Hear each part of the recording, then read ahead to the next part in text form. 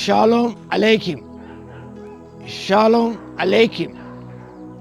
Shalom Aleichem. Topic for today is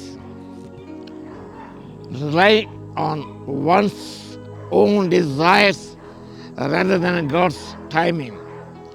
Relying on one's own desires rather than God's timing. దేవుని సమయం మీద ఆధారపడకుండా తమ సొంత కోరికల మీద ఆధారపడుట, relying on one's own desires rather than God's timing. The text from Psalms 106 verses 12 to 15. 106వ కీర్తన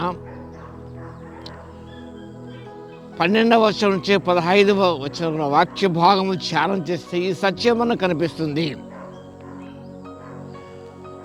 విశ్వాసం అనేది అది చలించిపోయే విశ్వాసం కనిపిస్తుంది. వాళ్ళు దేవుని తిరుగుబాటు చేశారు. ఇర సముద్రం దాటిన తర్వాత rebel against God after crossing the Red see.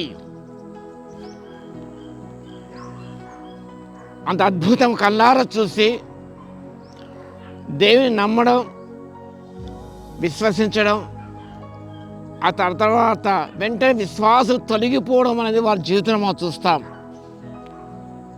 They quickly forgot God's miraculous words. 13వ వచనం.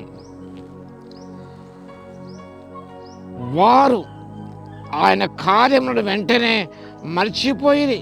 అయినను వారు ఆయన కార్యములను వెంటనే మర్చిపోయిరి.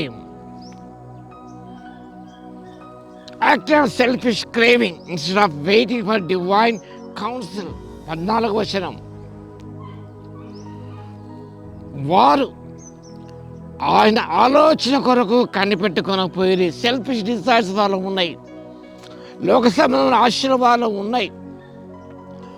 వాటిని నెరవేర్చుకోవడానికి, తృప్తిపరచుకోవడానికి వారు ముందుకు సాగిపోయారు. కానీ దేవుని యొక్క ఆలోచన కొరకు కనిపెట్టుకొనగా పోయిరని దేవుని వాక్యం చూస్తాం. అంత మాత్రమే కాదు, అరణ్యంలో వారు బహుగా ఆశించిరి, ఎడారిలో శోధించారు. They craved for earthly things.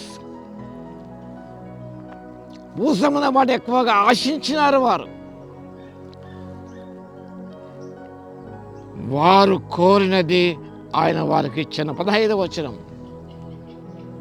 Receive their request which led to leanness, spiritual sickness for their souls. ఈ వాక్యభాగం గమనించినప్పుడు దేవుని యొక్క చిత్తమునకు వెలపట వారు ఆశించినారు, కోరారు. దేవుని చిత్తానుసారంగా వారు కోరలేదు, ప్రార్థన చేయలేదు. మనము కూడా దేవుని చిత్తానుసారంగా ప్రార్థన చేయము.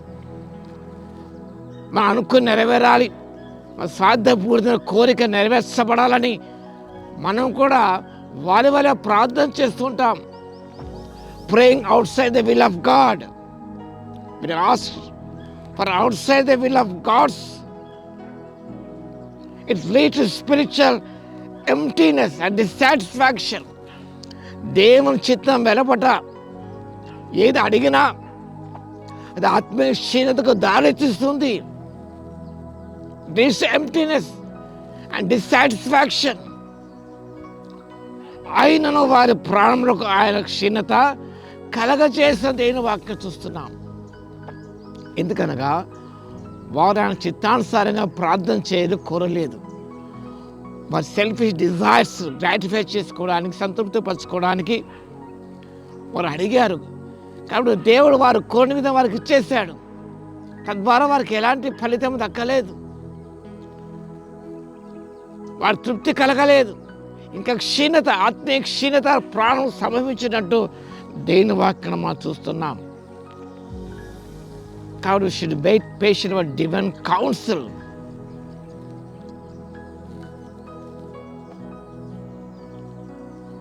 దేవుని యొక్క ఆలోచన కొరకు, దైవిక ఆలోచన కనిపెట్టుకొని జీవించాలి. It's warning against ingratitude. వారు ఆయన కాలంలో వెంటనే మర్చిపోయారు. We should not forget the wonderful deeds of God అని జ్ఞాపకం చేసుకుంటున్నాం. కాబట్టి ప్రియులారా, మన జీవితంలో దేవుని యొక్క ఆలోచన కనిపెట్టుకొని ఆయన చిత్తానుసారంగా ప్రార్థించి తద్వారా మనం మేలు పొందుకున్నప్పుడు అది మన జీవితానికి తృప్తిని, సంతోషాన్ని మనకు కలిగిస్తుంది. కానీ అలా కాకుండా మన సొంత తలంపులతో ముందుకు సాగినప్పుడు, సొంత కోరికలు తృప్తిపరచుకోవడానికై మనం ప్రార్థించి పొందుకున్నప్పుడు నిజంగా ఆత్మీయ క్షీణత లభిస్తుంది. అలా కాకుండా let us rely on God's counsel and God's timing rather than our own selfish desires.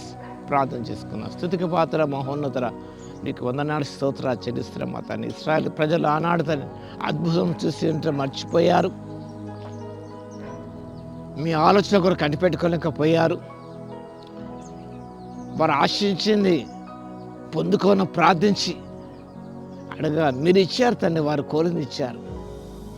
అది మీ చిత్తంలో ఉన్నదో లేదో తెలుసుకోనకుండా ప్రభు అనైనా ప్రార్థించి వారు పొందుకున్నారు. కానీ వారికి క్షీణత మీరు కలుగజేశారు తండ్రి. మీకు వందనాలు స్తోత్రాలు చేస్తున్నాం. అలా మేము ఉండకనైనా మా జీవితాలు మీరు చేసే మేలుని జ్ఞాపకం చేసుకుని కృతజ్ఞతలు చెల్లిస్తూ, మీ ఆలోచన కూడా కనిపెట్టుకుని జీవిస్తూ, మీ చిత్తానుసారంగా ప్రార్థించే సమస్త మీ చిత్తానుసారంగా పొందుకొని మా తండ్రి ఎంతో తృప్తిని, నెమ్మది పొంది కృపను ఇవ్వగలందుకు మీ స్తుతి స్తోత్రాలు చెల్లిస్తూ మా ప్రభును రక్షకుడైన యేసుక్రీస్తు పేరిట ప్రార్థించి వేడుకొస్తున్నాము తండ్రి. ఆమేన్. మన తండ్రి అయిన దేవుని యొక్క ప్రేమయు, మన ప్రభువును రక్షకుడైన యేసుక్రీస్తు యొక్క కృపయు, పరిశుద్ధాత్మని అన్యోన్య సహవాసము మనందరికీ సదాకాలము తోడై ఉండును గాక. ఆమేన్.